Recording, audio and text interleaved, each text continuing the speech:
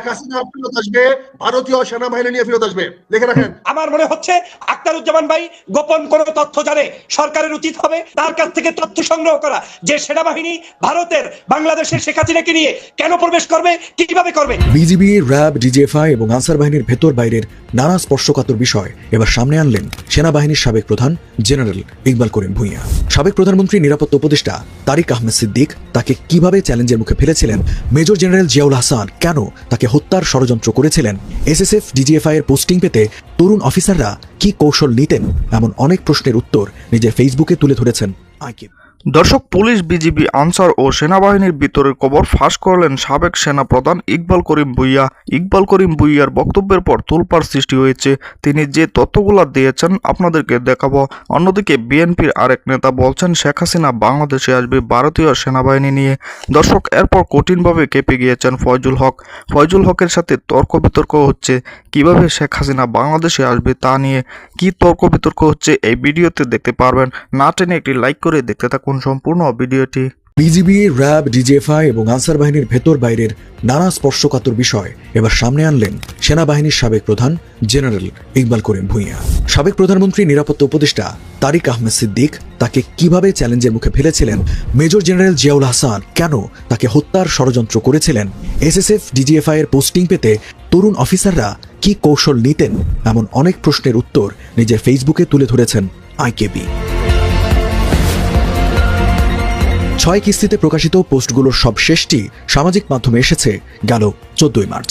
পোস্টের শুরুতেই তরুণ অফিসাররা কেন এসএসএফ, র্যাব, ডিজিএফআই বা এ জাতীয় সংস্থায় যেতে মরিয়া সে বিষয়টি তুলে ধরেছেন ইকবাল করিম ভূঁইয়া। আর এক্ষেত্রে তারা কি কৌশল অবলম্বন করছেন সেটিও প্রকাশ করেছেন আইকেবি।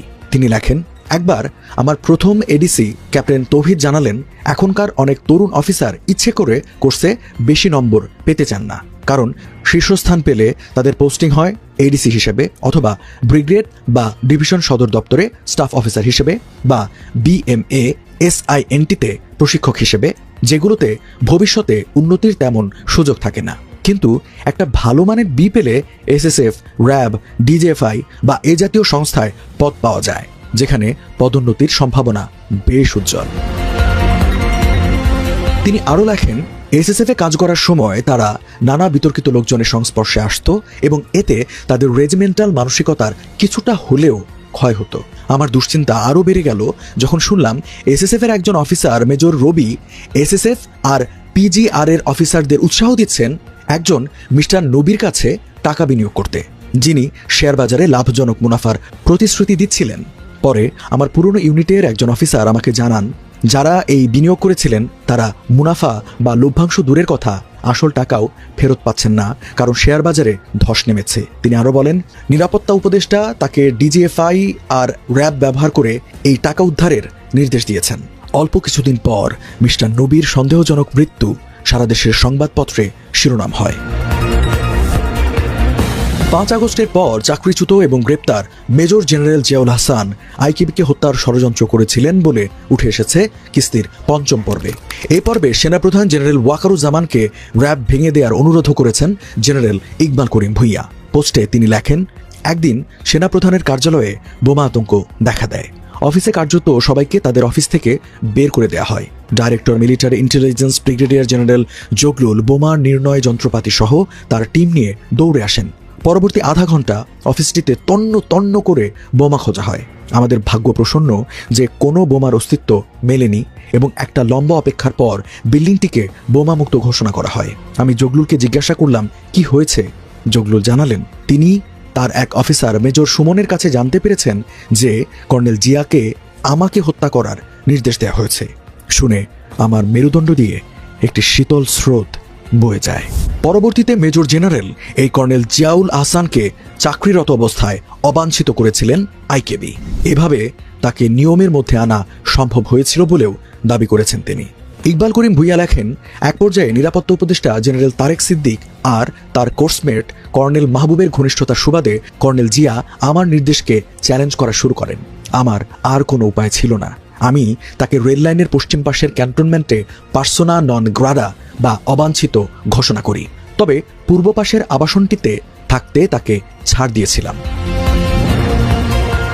তিনি আরও লেখেন, কর্নেল জিয়া পরিস্থিতির গুরুত্ব তখনই পুরোপুরি বুঝলেন যখন মিলিটারি পুলিশ তাকে ও তার স্ত্রীকে সেনানিবাসের ভেতরে সিএমএইচে যাওয়ার পথে চেকপোস্টে আটকে দেয়।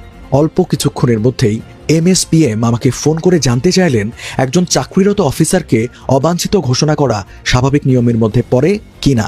না, এটা বিশেষ কোনো পদক্ষেপ। আমি বললাম এটা ব্যতিক্রমী ব্যবস্থা। সাধারণ নাগরিক, রাজনৈতিক কর্মী বা সন্দেহভাজন ব্যক্তিদের অপহরণ ও হত্যায় র্যাবে প্রেষণে থাকা অফিসারদের সম্পৃক্ততা আইকেবিকে বেশি পীড়া দিত বলে পোস্টের দ্বিতীয় কিস্তিতে উঠে এসেছে। এক পর্যায়ে ক্রসফায়ার বন্ধে র্যাবে নতুন করে অফিসার পোস্টিং না দেওয়ার সিদ্ধান্ত নিয়েছিলেন বলেও দাবি করেছেন ইকবাল করিম ভূঁইয়া। তিনি লিখেছেন, আজকে আমরা এমন একটা অবস্থানে এসে দাঁড়িয়েছি যে র্যাব সম্পর্কে জরুরি সিদ্ধান্ত নেওয়া বাঞ্ছনীয়। আমি সেনাপ্রধানকে অনুরোধ করব যেন তিনি এই প্রতিষ্ঠানটিকে ভেঙে দেওয়ার জন্য সরকারের কাছে সুপারিশ করেন। সেটি সম্ভব না হলে সামরিক অফিসারদের র্যাব থেকে যেন স্থায়ীভাবে প্রত্যাহার করে নিয়ে আসেন। এটি করার জন্য বর্তমান সেনাপ্রধানের যে স্বাধীনতা তৈরি হয়েছে আগের কোনো সেনাপ্রধানের ছিল না। তার এই নতুন লব্ধ অবস্থানের জন্যই তাকে অনুরোধ করছি তিনি যেন আমরা যে কাজটি করতে পারিনি সেটি সম্পন্ন করেন। শেখ হাসিনা ফেরত আসবে, ভারতীয় সেনাবাহিনী নিয়ে ফেরত আসবে, লিখে রাখেন। আমার মনে হচ্ছে আখতারুজ্জামান ভাই গোপন কোন তথ্য জানে, সরকারের উচিত হবে তার কাছ থেকে তথ্য সংগ্রহ করা যে সেনাবাহিনী ভারতের বাংলাদেশের শেখ হাসিনাকে নিয়ে কেন প্রবেশ করবে, কিভাবে করবে। আখতার ভাইয়ের উপরে কোনো টর্চার নয়, মানসিক যন্ত্রণা নয়, জেলে নেওয়া লাগবে না, কিন্তু ওনাকে জিজ্ঞাসাবাদ অবশ্যই টকশোর মাধ্যমে আমি জানাই করতে হবে। না হয় বাংলাদেশের ভবিষ্যৎ যদি খারাপ হয় সেজন্য সাইফুর চাকর ভাই আপনিও দায়ী থাকবেন, আখতার ভাইও দায়ী থাকবেন। সম্মানিত দর্শক, আপনারা জানেন বর্তমান সময়ে সাবেক সেনাপ্রধান ইকবাল করিম ভূঁইয়া একটি বক্তব্যে তোলপাড় সৃষ্টি হয়েছে। সেটি হচ্ছে তিনি সেনাবাহিনী, বিজিবি, পুলিশ, আনসার সহ বেশ কয়েকটি সংস্থার ভিতরের খবর ফাঁস করে দিয়েছেন। কি চলছে তাদের ভিতরে, শেখ হাসিনার দালালেরা কিভাবে আবারও মাথা জারা দিয়ে উঠতে চাইছে, শেখ হাসিনাকে আবারও বাংলাদেশে ফিরিয়ে আনার চেষ্টা করছে। দর্শক, বর্তমান সময়ে সেনাপ্রধান ইকবাল করিম ভূঁইয়া যে বক্তব্যটি তুলে ধরেছেন সকলে প্রশংসা করেছেন, যেন তার কথা শোনা হয়, তার কথা শুনলে ভালো হবে, জাতির কল্যাণের জন্য এরকম বক্তব্য দিয়েছেন বলে অনেকে মন্তব্য করেছেন। দর্শক, অন্যদিকে শেখ হাসিনাকে বাংলাদেশে ভারতীয় সেনাবাহিনী নিয়ে আসবে এরকম বক্তব্য দিয়েছেন সাবেক বিএনপি নেতা। তিনি বিএনপি ছেড়ে অন্য দলে যোগ দিয়েছেন, সেই দলের নেতা আবার মুখ খুলেছেন। দর্শক, তার বক্তব্যটি আপনারা শুনেছেন। এ বিষয়ে আপনাদের কি মতামত অবশ্যই কমেন্টে জানাবেন এবং পরবর্তী ভিডিও পেতে চ্যানেলটিকে সাবস্ক্রাইব করে রাখুন। আসসালামু আলাইকুম।